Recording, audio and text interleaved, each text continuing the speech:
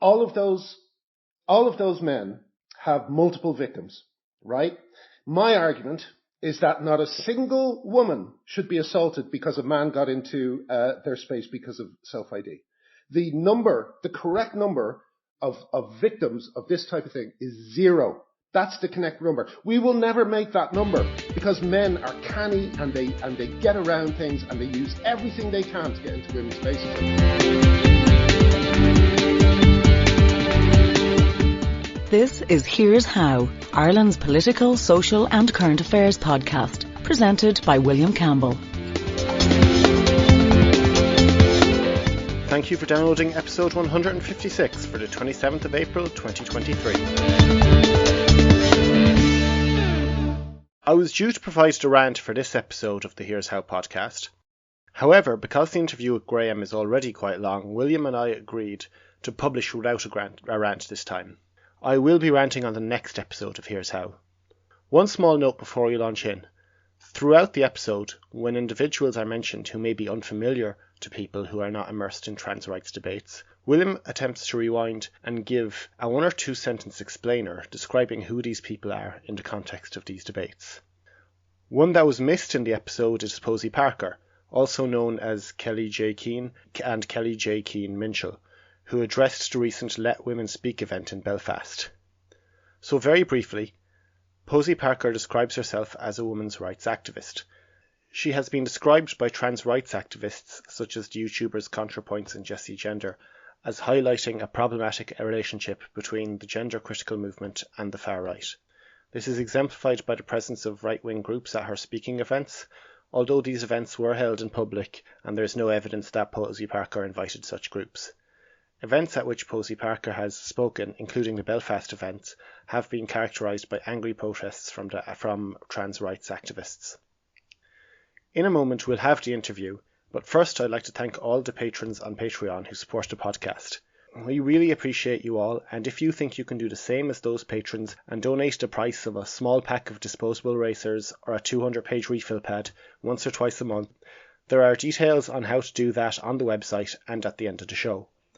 Also, if you're willing to proselytise to family and friends about the show, that's something you can do for free. On the line now, I have the creator and writer from Black Books, The IT Crowd, and other shows like Count Arthur Strong, The Walshes, Brass Eye, and most famously Father Ted. And Graham, to borrow, it is of course Graham Linehan, and Graham, to borrow a line from maybe your most famous show, Father Ted, I hear you're a transphobe now. You've been getting very deeply into this issue, but for people who are not so familiar with it and are not so familiar with why you are so passionate with this, can you tell me from first principles how you feel about this issue? Well, I first noticed that something strange was happening when I wrote an episode about the IT Crowd that included a trans character. And, you know, I treated the character just as I would treat any other character in the show.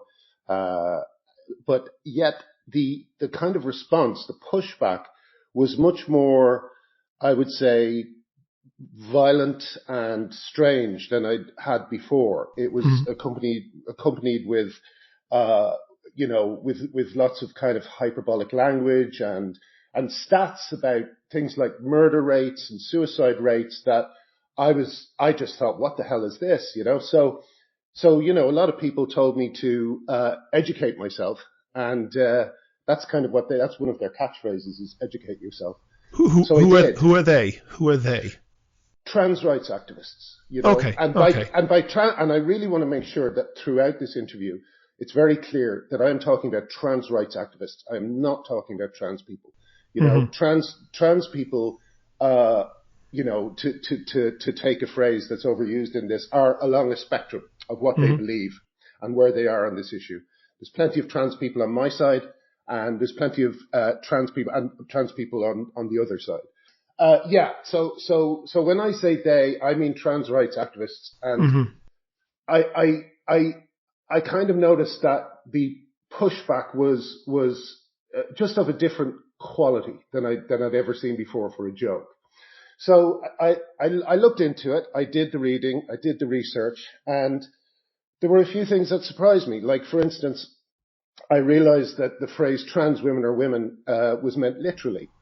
And And I felt that, again, like everyone else, when you hear that phrase, first of all, it sounds like a good, inclusive principle, you know, and I think it's especially understandable and, you know, almost acceptable. And I'll go into why I say almost in a second, but it's almost acceptable when you're talking about transsexuals, because I think transsexuals have been through a lot, you know. I think they suffer terribly from dysphoria, and it's led them to a path that is it just extreme. You know, it's a very extreme path, and I think that we have to, you know, be careful when we're talking about such people. You know, their situation is very unique and different from the vast majority. But I think what I realized the more I looked into it was that because the umbrella of who is and isn't considered trans had widened out to include a huge group of people who don't have very much in common, including cross-dressers like Eddie Izzard, and then you have young 16-year-old girls who are dysphoric and are taking testosterone and having double mastectomies. I realized that the term trans is meaningless, you know, or it had become meaningless. So I went from thinking, you know, just to pause you on that there, Graham, when you say that it had become meaningless, correct me if I'm wrong, what you mean is that it had come to cover so many different and perhaps disparate things or conditions or types of people that it wasn't really meaningful, or are you saying just that the concept of trans is meaningless? Oh, yeah, no, that's a great question. Now, the former, you know, I'm saying that the word trans has simply has kind of, the word trans itself transitioned to mean something other than what it originally meant. And what I noticed as well was that people on the outside of the argument, on the outside of the debate, they didn't know this. So they thought, and I think this is what happened when I got into the fight, they thought that I had just gone mad and was attacking transsexuals. But the people I was concerned with, the people I was angry about, were trans rights activists, because they were the ones sending abuse to women. And the pause with that one there for a second. When you say trans rights activists were sending abuse to women, do you mean sending abuse to women in general, or sending abuse to women who perhaps disagreed with their point of view? Only to women who made a comment about this stuff, you know. And I also noticed that it was being aimed not just at women who were mentioning trans issues, but at women who weren't. And every time a woman started talking about her rights, there'd be, you know, if you looked on Twitter where a lot of this conversation originated, you know, you'd see a reply going, "I hope you're including trans women in this," you know. And when you see that a number of times, you realize, well, wait a sec, now trans women includes people like Eddie Izzard. So no, I don't think Eddie Izzard should be going into women's toilets and getting onto female. Okay, I'm going to get to that topic in a moment, but I just want to kind of establish the ground rules here. You said that you got, and you used the word violent reaction to an episode of the IT Crowd.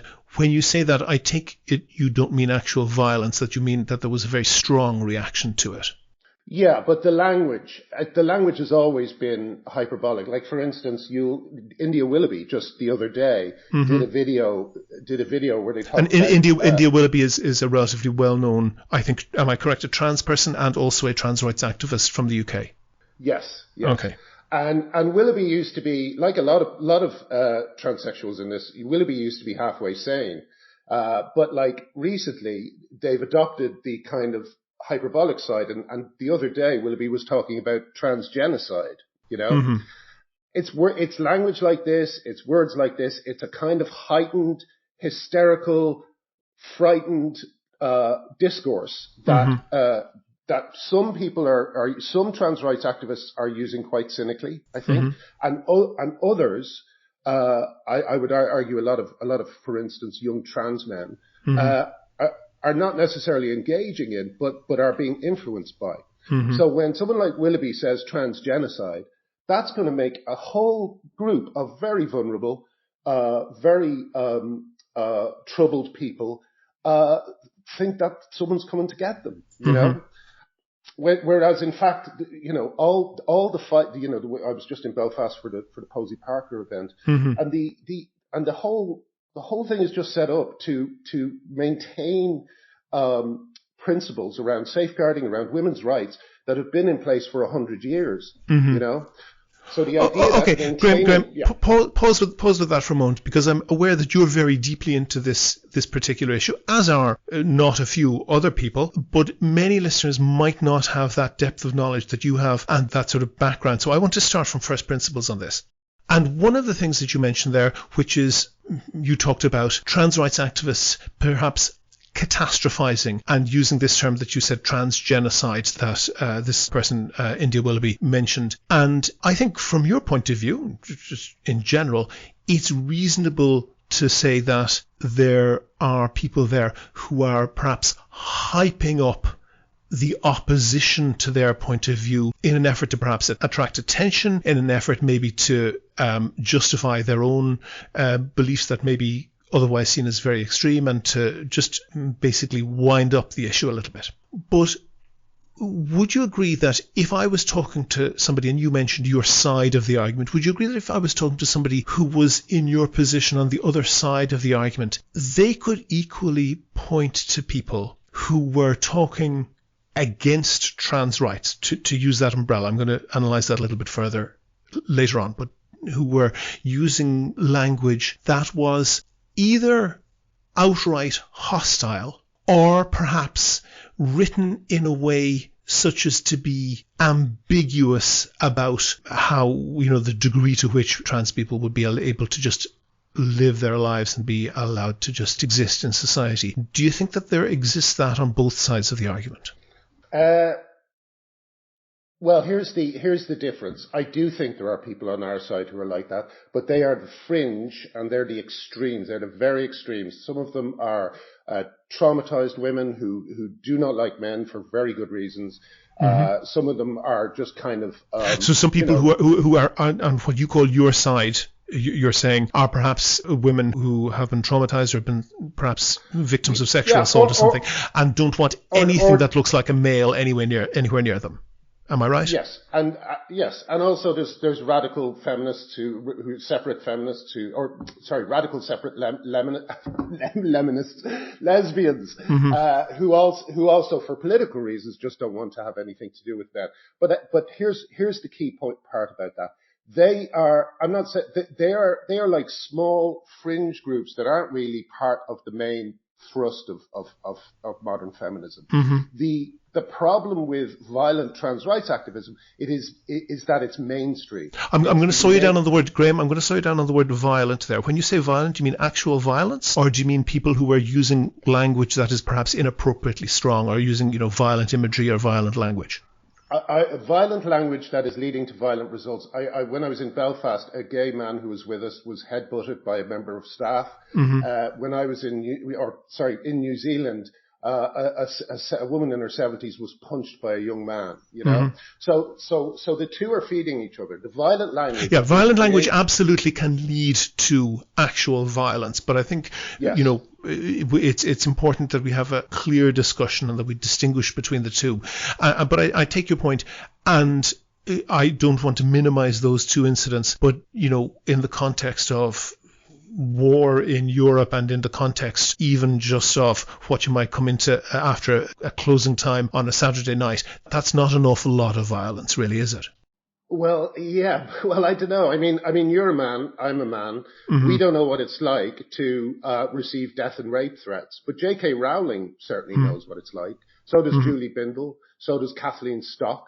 Kathleen Stock quit her job after she to slow down there. Everybody will know who J.K. Rowling is. She's the author of the Harry Potter books and others.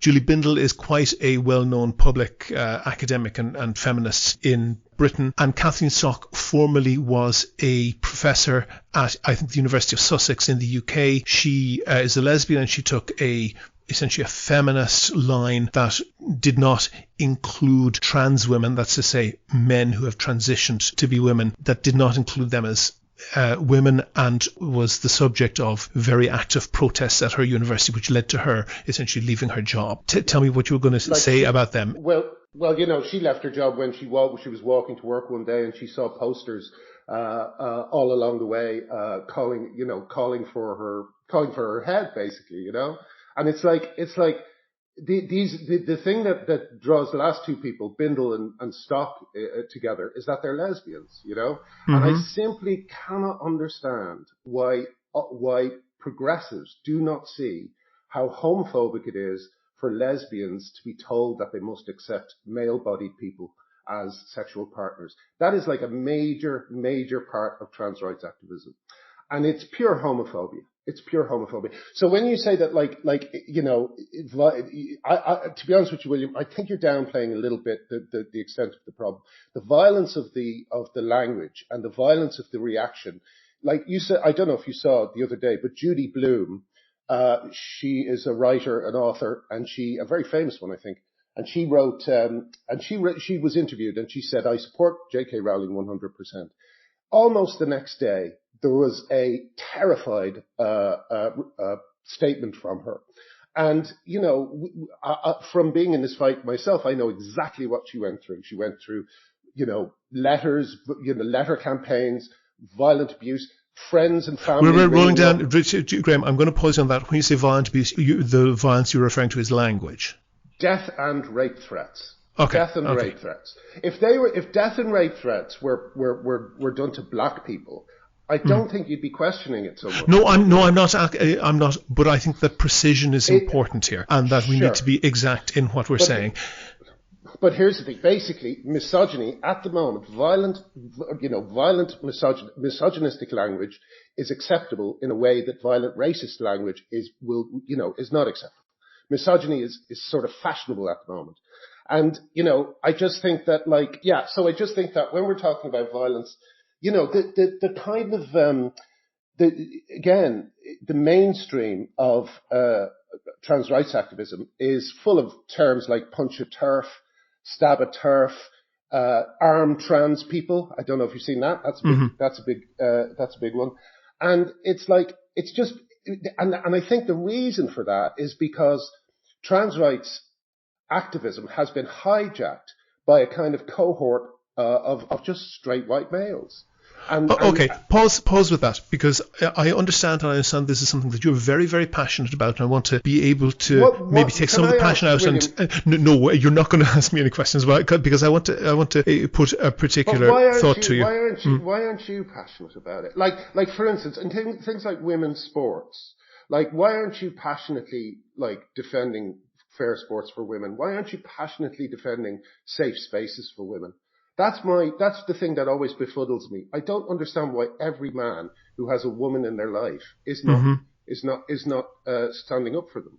Okay, I understand what you're saying, and I want to leave that question as a point rather than try to address it. But it's a reasonable point to make. But I want to just go back to. I just want to go back to understanding the issue very precisely, because I think one of the difficulties here is that actually oftentimes the language can be so extreme. I'm not accusing you of that, but oftentimes the language used can be so extreme that it actually obscures understanding on this. Yes, and agreed. You said, for example, that if the language and the hostility online, which certainly exists, and I have certainly seen that, if that existed towards, for example, black people, then that would have been viewed as unacceptable. Can you understand that, and gun control in the US is a big issue in the United States? California is one of the states that perhaps is paraded as being more progressive as this because it has quite restrictive gun laws by American standards. The reason it has restrictive laws by American standards is because in the 1960s and the early 70s, Black Power protesters said, hey, hang on a second, we're allowed to have any gun we want, and they started walking around with AK-47s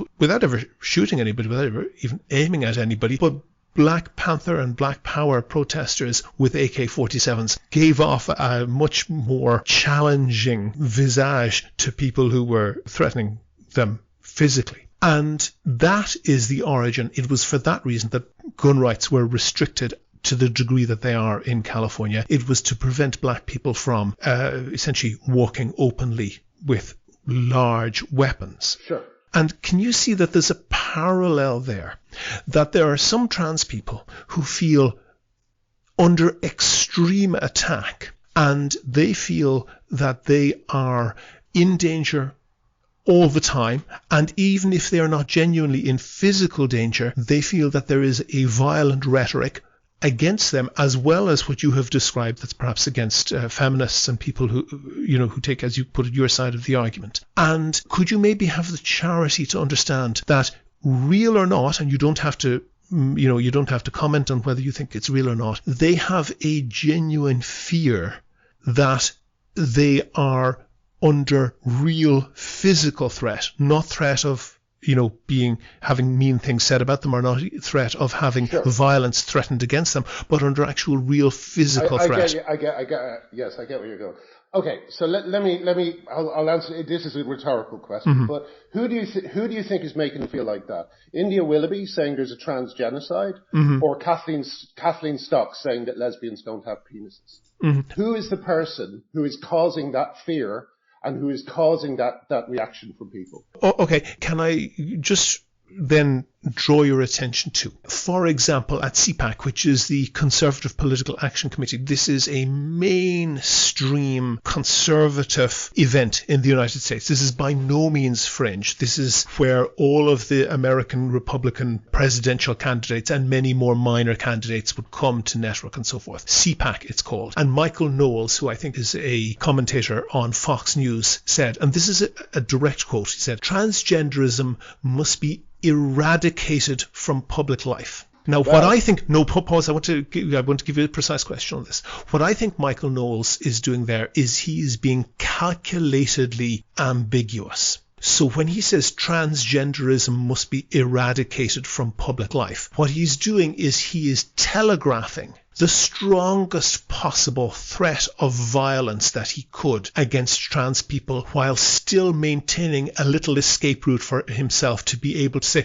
oh, no, I didn't mean to attack any actual individuals, I'm just against this ideology. That's what he's doing, isn't it?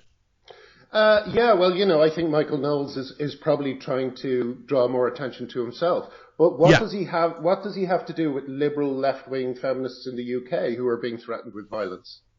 That's a good question, but the connection to this particular point is that there are people there who, at the very best, are being portrayed as being attackable, killable, or possibly so. And those lines are cheered to the rafters in conservative circles in the United States. And if you were the target group of that, I would put it to you, Graham, you would feel very, very threatened like that. And, you're Irish, but you've lived in Britain for a long time. If you had been in Britain in the 1970s, had some Enoch Powell type figure saying and being cheered to the rafters, saying Irishness must be eradicated, which was not far from what he was saying, you would feel very much under attack. You would feel very much under attack on that, and he might be able to preserve an escape route of saying, oh no, I didn't mean exactly to attack Irish people, I just want to eradicate Irishness. But that might not be what a few drunk lads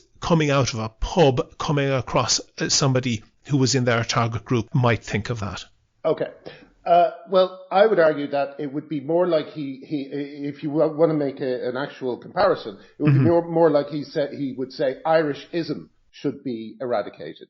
If Irish people were going on and saying everyone is, we're Irish, we demand our right to British passports, demand blah blah blah blah blah, then that would be a comparable thing. But it's interesting that you talk about it. I do agree that he is operating in a kind of what would you call it? A kind of a space where he can be appreciated by scumbags, but also people who are concerned about things like child transition, right? I agree he's in that space, but that is the problem with the word trans. The word trans is meaningless. It doesn't mean anything. It used to mean transsexuals. Perhaps it means several things. It means several things and it means nothing. Because if trans covers my friend Debbie Hayton, who transitioned about 10 years ago, heard about transitioning, could not get it out of I use male pronouns with Debbie and he understands why. Could not get it out of his head until he castrated himself and identified as a woman.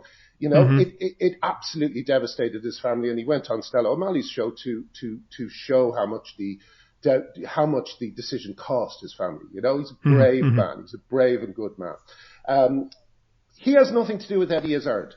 He is no, and please don't interrupt me. Please let me use Eddie Izzard as a good, because he's the perfect comparator. He is a man who used to say, they're not women's clothes, they're my clothes. And we were all on his side. He was progressive. We just thought, we all thought it was great. It was like, yes, absolutely, fire away. Knock yourself out. But then, when this became a kind of fashionable stance, he decided that he was, inverted commas, trans, to such an extent that he actually said that if he was alive during the Nazi years, they would have put him in a camp. This is a blonde, white, straight man. So when this guy says transgender, that's not so fantastic, is it? Transsexual people were be they white, straight, blue-eyed or not, they were the first targets of the Nazis. Perhaps I should not say the first targets. He's not transsexual. He's a cross-dresser. Yeah, but can you explain? I'm not sure. I'm not sure that the people who were very early targets of the Nazis, I shouldn't say the first targets, I'm not sure that the people who were very early targets of the Nazis would have made much headway explaining that to somebody in the SS. But roll that back. No, all they have to do is put on men's clothes. It's a ridiculous argument, and it's an insult to the gay people and the people who died during the Holocaust. It's that kind of victimology that a lot of people like Izzard and more the well-known trans-identified men are engaging in, And okay. It's outrageous, William. You must admit that's outrageous, On the scale of outrageous, I find a lot of outrages that I could put a long way above that. But pause on that for a minute. When Eddie needs a job with Steven Spielberg, do you think he goes dressed as a woman? I have no idea, and I don't care. He doesn't, because because he wants to be taken seriously by Steven Spielberg. But when when he's at the Labour Party conference, he dresses as a woman because it gains him sympathy and it makes people think that he's part of a protected group. He's not. He's just a transvestite. Graham. So what? So what? He's trying to get into women's spaces. He's destroying women's sports. Rapists are going into women's prisons. That's so what, William? Okay. Pause. Graham, pause for a second. I am entirely, and I will, and I think it is important to discuss, for example, males, particularly males convicted of raping women, being put into a women's prison, and I think that's no males. Even if you stole a dog, you're not getting into a women's prison. Yes, I understand that. Women in prison. No, William, come on. Okay. I want to finish this point. Women in prison are extremely vulnerable. 40% of women in prison have had blunt force trauma. They did a study. 40% of women who are in prison have had blunt force trauma delivered to them by a partner. Okay? This is a vulnerable group of women. They're often not in there for the same kind of crimes that men are. And the prison population of women versus men is massively fewer women than men. It's about 5%. Yes. So you put a man in that environment, you immediately change the whole nature of the environment. Graham, can I follow up on that then? Accepting most of what you say on that, and I think anyone who has any sense can see why that is problematic, even if they disagree on how to deal with it. But my point is that Eddie Izzard isn't a rapist. Eddie Izzard, you can disagree with him. You can say that he is on the grift a little bit and that he is using his one side of his identity to get work in one way and another side of his identity to get work in another way. And you can even morally disapprove of that. But Eddie Izzard isn't responsible for women potentially being raped while they're in prison or raping women in women's toilets. You disagree? I think it's. How so? Yes, because at the Labour Party conference, he was pictured coming out of the women's toilets. He's using women's toilets. He's using women's spaces. He's normalising the same thing that put Adam Graham, a double rapist, into a woman's prison. It's that simple. I don't see how it can be argued. I don't see how the opposite side can be argued. Then pause with that for a second. There are then, and the word is again borrowed from racial divisions. There is the term passing, which a lot of listeners may not understand. I'm sure you know what it is, Graham, but essentially there will be trans women who are not visibly male and who essentially, by their outward look, and nobody would guess that they were born male. And that can be to a very, very extreme extent. I think I won't go through naming people. But are you saying that any trans woman ever going into a woman's toilets, even when that person would look enormously out of place going into a men's toilets, any trans woman going into a woman's toilets bears responsibility for women being raped in women's toilets, or yes, men being put? Yes, you're saying yes. Yes, I am. Certainly at the current moment, one of the big problems about all this is that trans people, there used to be a kind of allyship between trans women and men. Trans women and women. Mm-hmm. That's been devastated by these activists that have made trans a political identity. So at the moment, in the same way that I will not use male-female pronouns for my friend Debbie, mm-hmm. I have to have a completely, no, sorry, this is the line you do not cross. And two more trans friends of mine, Fionn Orlander and Miranda Yardley, they set up a petition to ask the government for third spaces. And they were completely ignored by the trans community. Because they don't want third spaces. They want a lot of these people, these people, it sounds like a very loaded thing, but I'm talking mm-hmm. again about trans rights activists. Mm-hmm. A lot of trans rights activists, they want to invade these spaces. It is a domination. It is a power thing. And, unfortunately. How do you know? How do you see into their heart? Because they say it. They say it online, I mean, and you talk about seeing into their heart. I don't need to see into their heart. I just need to know, is a man in a woman's space? Then no, you shouldn't be in here, And I believe it's also the duty of every man who, if they see a man going into a woman's space, so sorry, that's the ladies, Oh, okay. And what if that, as you term it, man, trans woman, who is absolutely short of a chromosomal test, or at least short of removing their clothes in public, is absolutely undetectable as having been born male and it presents entirely as a woman? That's up to the individual, Like there's a phrase, the good men stay out, so the bad men stand out. And I think that when you say like roll that back, I want you just to explain that saying. In terms of female spaces, the good mm-hmm. men stay out, so the bad men stand out. So in other words, the men voluntarily don't enter, so that points to the bad men who would enter makes them more salient. Yeah. And I'd also say that, like, in terms of who is suffering here, in simple terms of numbers, it always seems to me that these incredible passing trans women who I've heard about but very rarely see. Sure, it's an extremely small number of people. Sure. And, that comes down to whatever, that's like an individual decision that people have to make and people have to live with themselves. And quite possibly you don't notice because you don't notice. Sure. But, if you're talking about people like Katie Montgomery and mm-hmm. Blair White and all these mm-hmm. people, they're always photographed using filters and all sorts of things. And then, when you see them in real life, Katie Montgomery, for instance, I think is nearly as tall as me, mm-hmm. So she's, sorry, I won't say he or she here. How could I do this?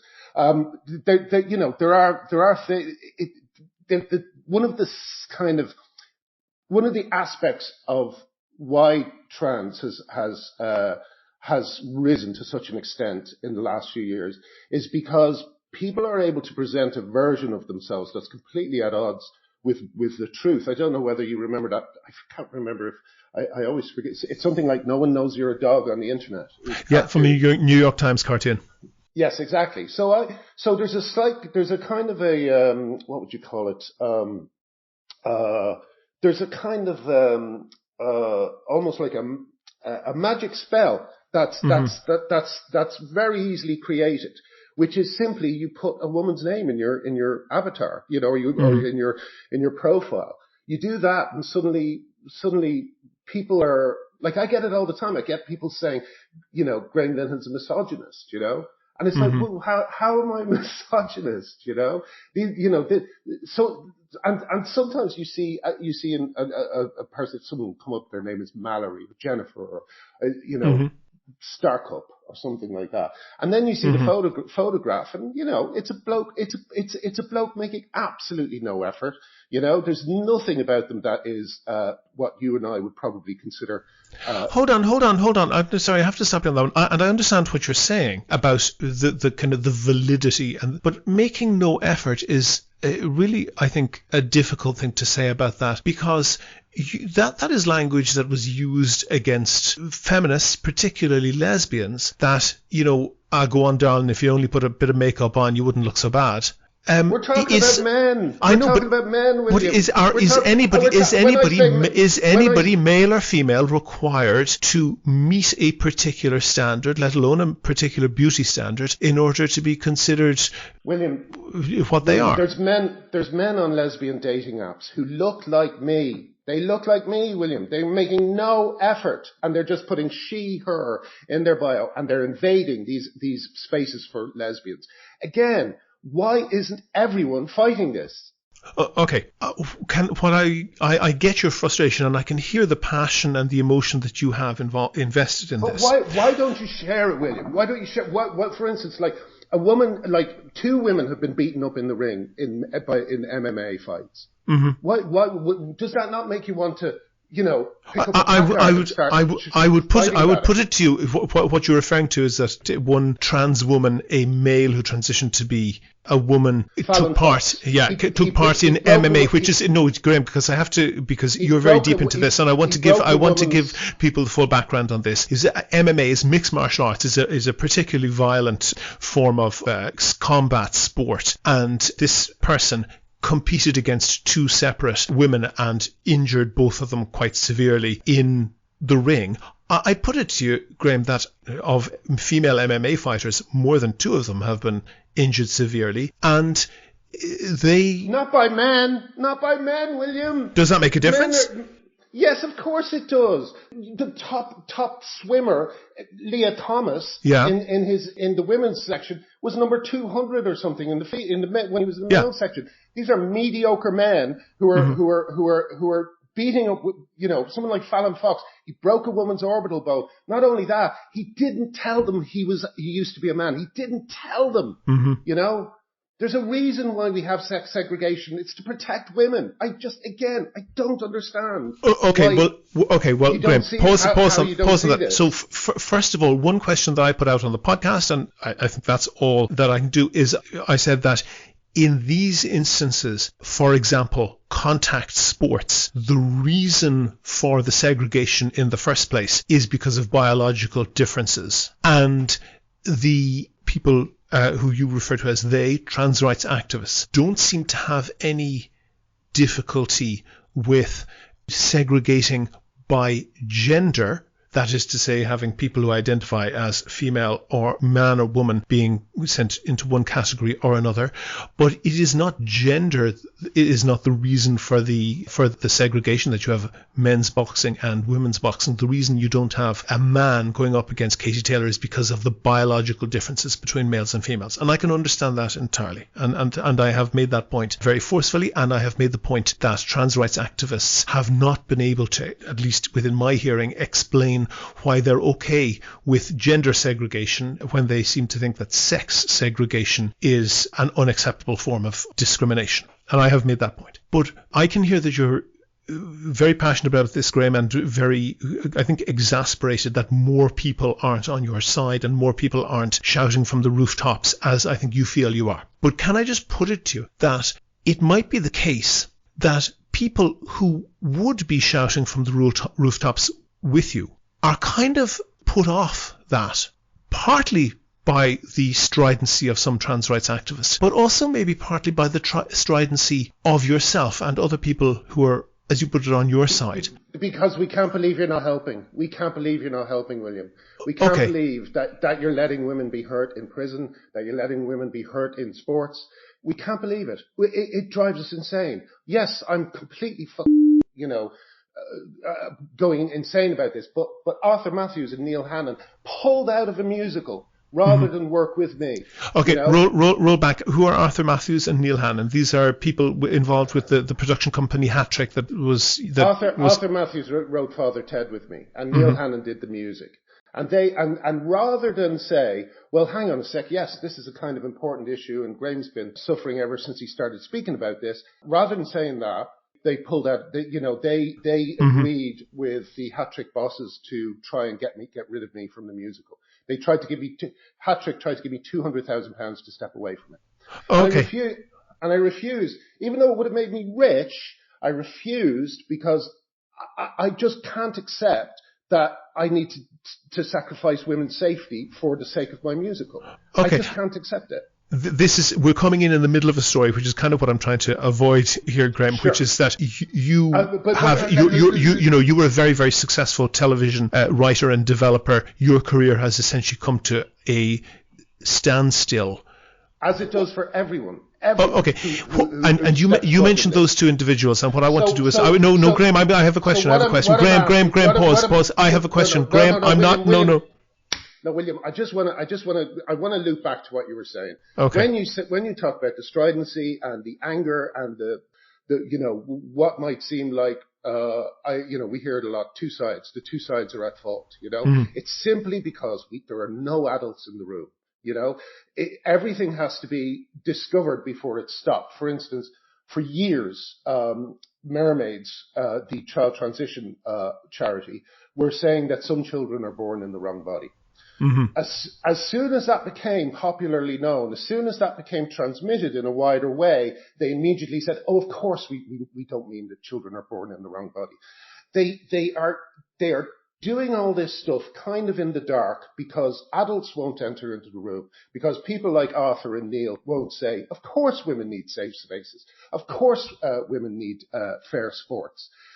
That's all we're looking for. If a few more people just said that, I wouldn't be shouting into a computer right now, Okay, pause on that for a second, because I don't want to personalize this to any particular individuals, and in particular not to the people who you've named. But when you say that, as you have, and I've talked to you previously, and you've said that your career has come to somewhat of a standstill over that, is it your impression that the people who are not engaging with you professionally are doing so because they personally feel that you're wrong on this, or because they don't particularly disagree with you, but they are afraid of the blowback? Oh, it's a chilling effect that comes from all of that, and also, again, another part of the reason is that another part of the adults being in the room is that the media misrepresents what we're doing. Like, for instance, the Belfast Telegraph, I think it was the Belfast Telegraph? It was a Belfast newspaper. Mm-hmm. It had a subhead on the Posey Parker event.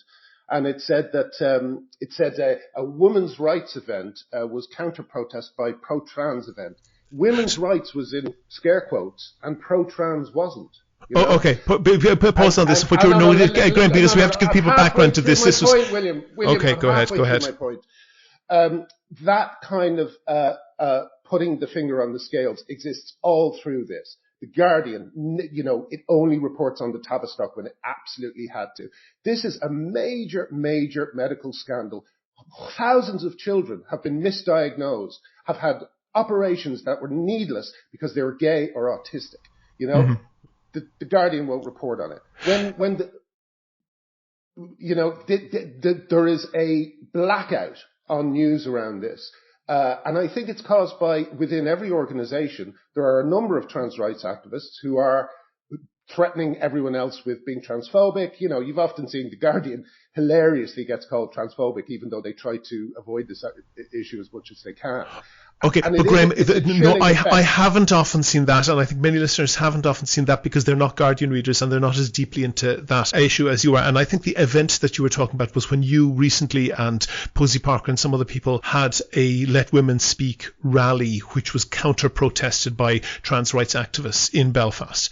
But what I want to essentially get into is that I think, and I think you might agree with me, that what are called trans people is quite possibly a collection of several different demographics or several different cohorts which are being labelled together. And I don't want to comment on the percents, but I don't think it is a large percent. But there is certainly a number of sex offenders who have post-offending announced that they are trans and.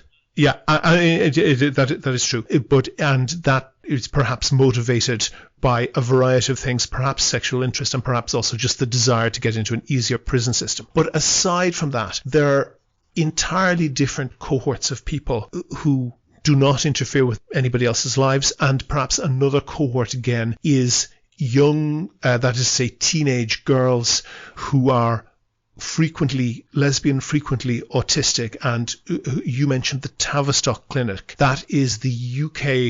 It is being closed. It's in the process of being closed down as we speak, but it is the UK clinic which was dealing with trans youth. And I think you're clear enough that you think, I might be correct that there are different cohorts there that are being brought in under one label, perhaps inappropriately.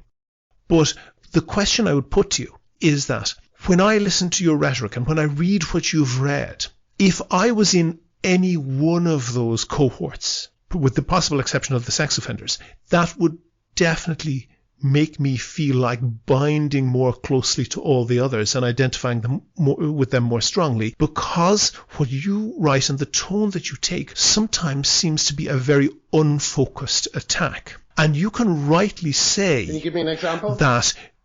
I will in a moment, and I don't want to be provocative on this, but you can point to problems and things that are perhaps obviously wrong, obvious to anybody who looks at it in detail. But isn't it the case that you're failing to distinguish between those cohorts? And just to take it on a moral level, whether you're talking about Irish people in Britain or black people in the US or trans people anywhere in the world, even if every single one of them was a serial killer minus one, then that one person is still entitled to full respect and their human rights and to be treated like a human being. Isn't that true? Yeah, but women are not. Women have to accept men in their spaces because of that one person. Those are not necessarily contradictory. How? They're losing their sports. They're losing their safe spaces. They're even trying to change the language. They're trying to make words like woman and mother unsayable. They're replacing it with terms like cervix haver and uterus haver. They being trans rights activists, but also trans rights activists who work within some of the major charities and CEO. Stonewall gave the Scottish government points for taking the word mother out of official NHS documents. You must see that's wrong, William. And William, I do, yeah. Any frustration that I have, and any time that I do not express myself with the decorum that people require of me, even though the other side issues death and rape threats every day, it can be explained by the fact that, and I'm sorry, William, but you're not helping. You're not helping progressive left-wing people who say that they're feminists, who say that they're feminist allies, are not helping. They are completely ignoring women in prison. They're completely ignoring the women fighting this in sports. I don't know if you saw that woman, Riley Gaines in America, who's chased down a corridor and punched by people because she's arguing for fair sports. Why aren't people helping? Sports are inherently unfair. Why is it just me? Why am I the only person with a profile like mine still talking about this after 5 years, when we've seen that children are being mutilated, we've seen that children are being misdiagnosed, we've seen that women are suffering in prison and in other spaces, we've seen that women are losing their livelihoods for standing up to it all. Why aren't people helping, William? If I'm going mad because of this debate, it's because everybody betrayed women. Everybody just turned their back. When it was fashionable to be feminist, they said they were feminists. But as soon as it wasn't fashionable, dead silence on all these matters. And again, if my kind of scattergun approach is, as you say, unfocused, it's because I have to be across all of it, because no one else is talking about it. And there's so many aspects to this that it is, okay. There's going to be, William, when in a few years, right, when, for instance, these young girls who've been told they'll turn into men if they cut off their breasts, when those girls realize that they've been tricked, there's going to be a mental health crisis along with the medical crisis that's being created. And I just don't understand why people aren't fighting it with every bit of their energy and passion. Why aren't they doing it, you know? And in 10 years, those young girls are going to look at the people who were silent and they're going to say, where were you? Okay, can I maybe just suggest, I've mentioned this to you previously, but you have been banned. You are now, according to Twitter, even more extreme than Donald Trump, because you have been banned from Twitter twice. I don't want to get into that in too much detail. But sarcastic joke. Yeah, but for example, you took aim at H from Steps, and no, hold on for a second, Graham. This is a tweet that you put up and you never took it down until it was taken down by the Twitter ban. And I don't want to go into the detail of all of it. Hold on for a second. No, Graham, because I didn't take that down. That's still up. No, it's not. That tweet. Your account was taken down, so by that token, it's taken down. William, you didn't. That's my point. No, but I'm going to, Graham. I want to tell that. No, I won't have it, William. You're lying. You're lying. William, I was not taken down. That tweet is still there, right? I was taken down because a trans rights activist sent me a typically disingenuous tweet, and I replied to it sarcastically, and Americans don't get sarcasm, so they banned me for a day, William. Okay. Please don't talk about things if you don't know what you're talking about. It's really annoying, and it makes things more dangerous for me, William, when you said stuff like that. Okay, I'll take that on board. But let me just have a look at what you actually wrote, because there is, and I don't want to go too deep into the weeds of this, but there are various add-ons and plugins that you can get for Twitter, and somebody had the time on their hands to make a plugin for Twitter that essentially filters out people like you and J.K. Rowling and anybody else who tweets that would not be. A pedophile code. That's as it may be. Nevertheless, H from Steps, and you've talked about homophobia on this. H from Steps is a gay man. There's absolutely nothing to suggest he is anything other than an upright and honourable individual. Except that he bans feminists. Except that every single feminist who goes to his page finds that they've been blocked by him. And which he's absolutely entitled to do. Yeah. So why? Why is he banning feminists? Why is he banning feminists? Why does he not want women who believe he doesn't need to explain that single-sex spaces to contact him? He doesn't need to explain it. But all I did was I said, this man is using a piece of software that was probably designed by David Challoner, who is a child rapist who is now in prison for 24 years. David Challoner was the father of Amy Challoner, who had a central role in Stonewall while they were pushing self-ID across the country. It's an important thing to bring to his attention. And if I need to grab his attention by doing that, I will. And I didn't say he was connected to him in a very real way. I said, this is the connection he has to this guy. Okay, hold on for a second, and I'm going to read the tweet out verbatim. You had a picture of that developer who, is, as you said, is in prison for very, very serious sexual assault convictions, and a picture of H from Steps. And the exact text of your tweet, of the first tweet on that, was, let's talk about H from Steps and what may connect him to a man serving 22 years for raping and torturing a 10-year-old girl. That's outrageous, Graham. And I'm sure it's not the greatest outrage going, but that doesn't win you any friends. Women are being placed in prisons with men, rapists. They are being beaten up in their sports. And you think it's outrageous for me to point out that this man used a piece of software by a paedophile. Well, outrageous probably doesn't help the argument. Outrageous is what is your way of trying to deflect attention from the fact that you are not helping those women in prison, that you are not campaigning with us to stop this nonsense. You know, that's what you're doing. You're just deflecting, I'm afraid, William, because it makes you feel that you have some sort of moral superiority to pick out a single tweet for me where again, my frustration and anger at this situation is coming out. I'm sick of the way these men are able to, man like David Challoner, the worst scumbag, when the worst scum tortured a little girl in the attic of his home, and he is controlling the flow of information. Yes, I want to point that out to celebrities, because I don't think H from Steps is a bad person. I think he's just like everybody else in this fight, a useful idiot. So all I can do is keep saying. Okay, take that point, Graham. Take that point. Men by not fighting against this. Okay, take that point. I don't think that H from Steps is a bad person either.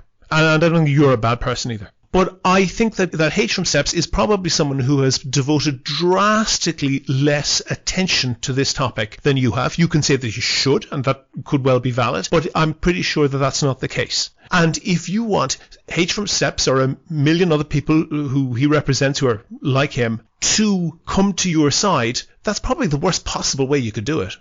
I was talking to onlookers. I wanted onlookers to realize what was happening. I wanted onlookers to realize one of the reasons why celebrities are so stupid around this subject, because they've actually siloed themselves away from the information that they need to make a correct decision. It's an important aspect of this, William. You know, and again, sure, maybe I thought the may in that sentence would prevent conversations like this, but what I've discovered is nothing presents conversations like this, because individual tweets can be cherry-picked, they can be removed of context, and they can be just used against me. I have given up worrying about that, but, you know, I guess it's nice to be able to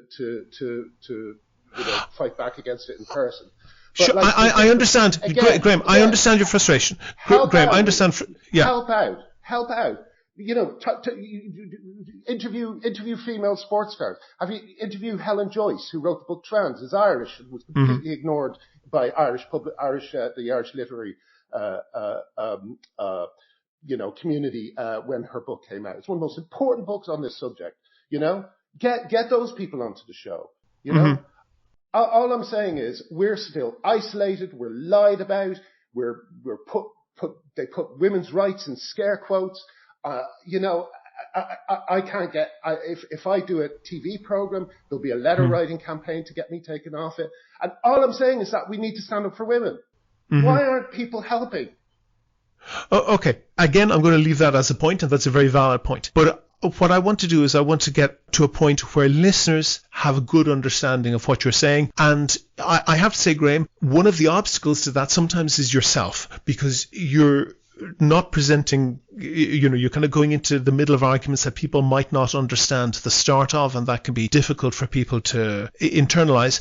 And you can sometimes, I think, be hostile to the wrong targets. And I think you said sometimes you pick one tweet and, if you can find me 2 or 3 more, I'd love to know them. But every target I've gone against has apart from H, has come at women. You know, I will forever criticize people like the comedians Aisling Bea, Carrie Lloyd, and Sarah Pascoe for writing letters of condemnation about J.K. Rowling.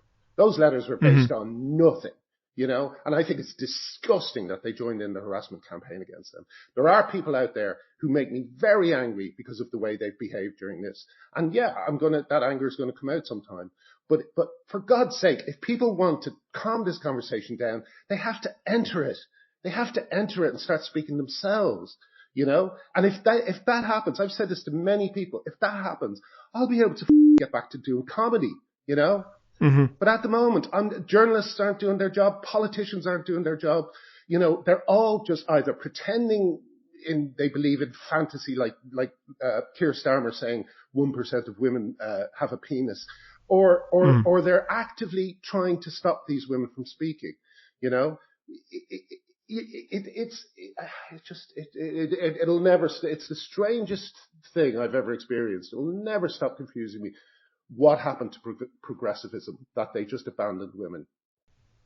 Okay. Can I then just put you a different point? And I've mentioned on this podcast before that, there's an awful lot of opinionated news on the internet. And I made the point that if you have, look at some site very firmly on the right, perhaps in the US like Breitbart, there won't be an immigrant who gets so much as a parking ticket without it being blasted all over Breitbart about immigrants causing crime. And on the other side of the house, if you look at Huffington Post or something else like that, if an immigrant kid gets so much as a gold star on their homework, that will be written up as a heartwarming story and so forth. And one of the things that is happening when we have such a siloed opinion, when we have such siloed opinions on the internet, is that if you consume only one side of that opinion divide, it's very easy to get a very, very skewed view of the world. And if you then take a glance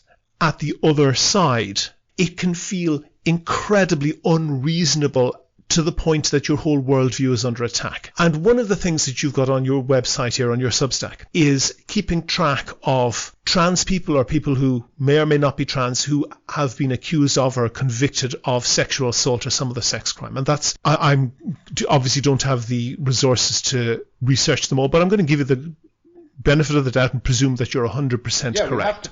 We have to be. Yeah, of course. Yeah, and you the libel laws in the UK are not quite as strict as in Ireland, and you'd be likely to be ruined if you got that wrong. And also our sources are usually just newspaper pieces, you know? Yeah, sure. But can you take my point that for the overwhelming number of trans people who are in no way sex offenders, and nothing like it would never come within a million miles of that, that listing like that can feel like something like Breitbart listing every listing. No, come on, no, Graham, address the point. That can feel like an attack. What about the women? What about the women? What about the women having their single-sex spaces taken away? They are being put. That whole piece is called "This Never Happens." The reason it's called that is because trans rights activists say there's no problem with self-ID, and we have over 100 examples of it being a problem. Now, I have roll back. Does self-ID invest? They think it's important too.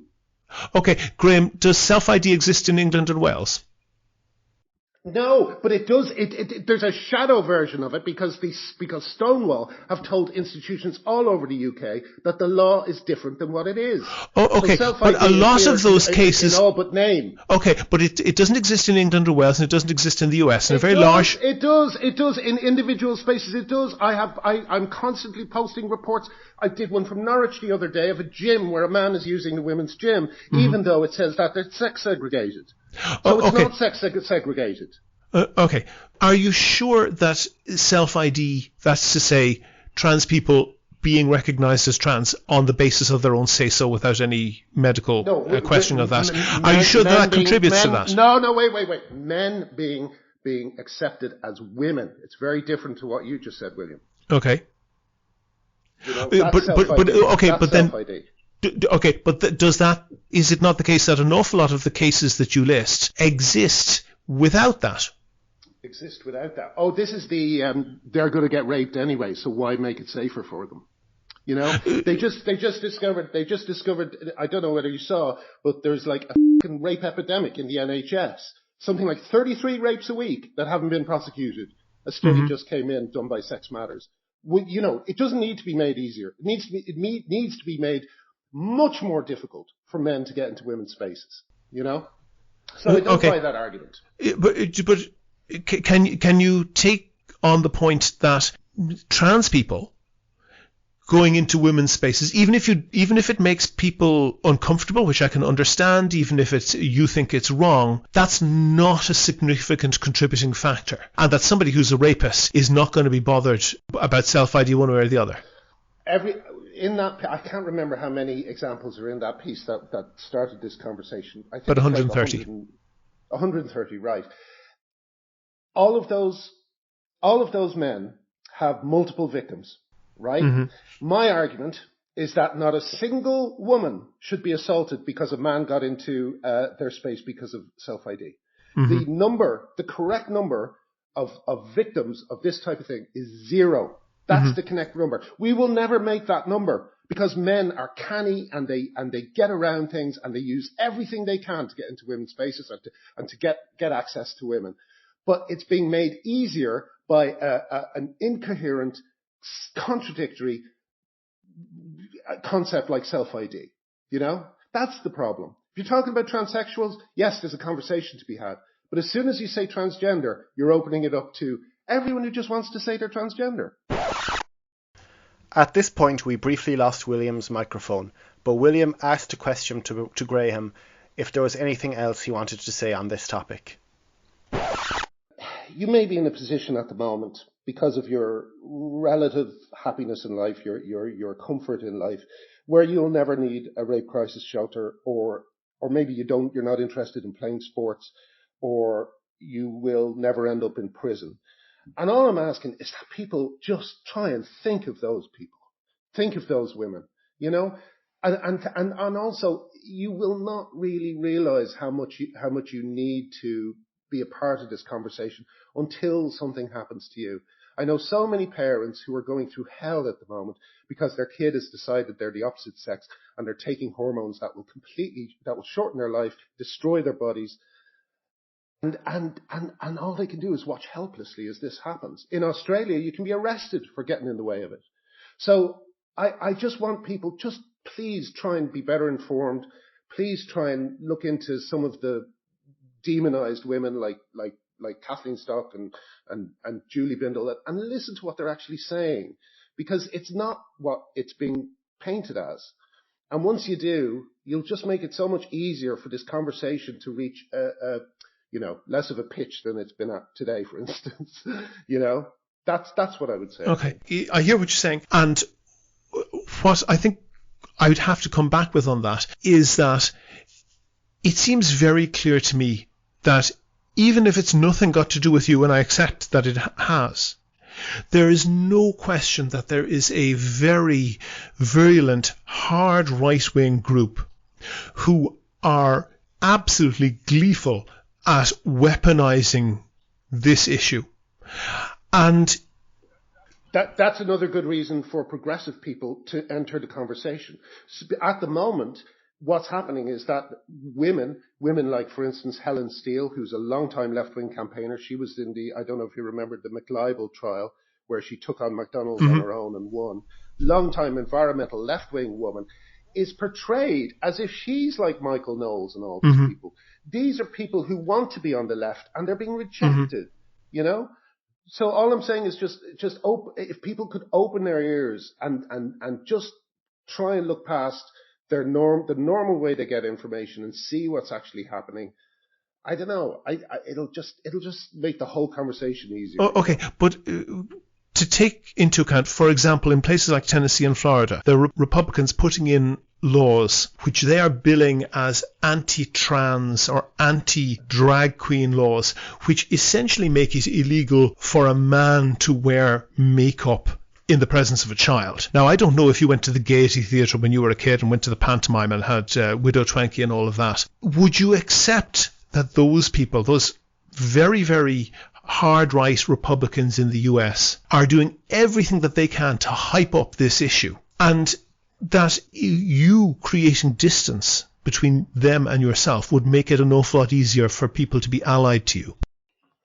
I don't know. I don't Widow Twankey doesn't call themselves, blowjob. No. But Widow Twankey under laws, Graham, under laws being proposed in Florida and Tennessee, they could receive significant prison sentences for the type of thing that I saw in the Gaiety. This is exactly why progressives need to be part of this conversation, because when progressives stay out of the conversation, the right just occupies the space. Isn't the reverse true as well? Is overcorrection. Overcorrection is going to keep happening until progressives join into this. But Graham, isn't it the case that when people you call progressives stay out, that is leaving the field open to people on the hard right, but equally that the failure to distinguish themselves, people perhaps like you and J.K. Rowling and people, who would have been, we would certainly call progressives, showing up on Fox News to be interviewed very sympathetically when they give anti-trans views. Is that helping?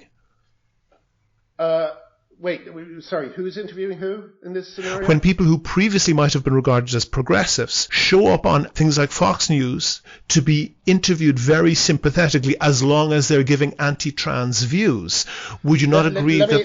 Let me ask you a question, William. No, answer my question. I'm answering with an answer. Go ahead. Or with a question. When did you last see Julie Bindel or Kathleen Stock on the BBC News? Not very often. Kathleen Stock several times. I think the BBC have covered that relatively well. Around the time she was getting abused, but they don't use her as a commentator. They don't have any feminists on. because there's no platform for feminists on these mainstream channels. The only place they can go to are places like Fox News and places like GB News. Do you think they should go, okay, well, I can't get on the BBC. I guess I'll just give up fighting for my daughter to have to be safe in the changing room? No. The important thing is to get across to as many people as possible to stop this happening, to protect women. That's the important thing. I don't give a fuck about tribalism at the moment. I'm disgusted at the left for how they've betrayed women. And while this is going on, I'll use every channel I can to get across to people. Graham Linehan, the creator of Father Ted and many other famous TV shows, thank you very much for talking to me. Thank you, William. Go to the website for sources and references from the show, and while you're there you can like the show on Facebook, follow the show on Twitter at Here's How Podcast, and follow Graham Linehan at Glinner, and get in touch if you want to suggest a guest or a topic for a future show. Thanks again to all of the patrons on Patreon. Covers the costs of keeping the podcast going, and if you can throw in a couple of euros once or twice a month, please do go and sign up at patreon.com/here'show. That link is on the website. Also there you can find out how to subscribe to the podcast for free on your computer, on your phone, or by email. All of that information is at www.here'show.ie. The Here's How podcast is produced and presented by William Campbell. The co-producer is me, Kevin Wolf. Thank you for listening.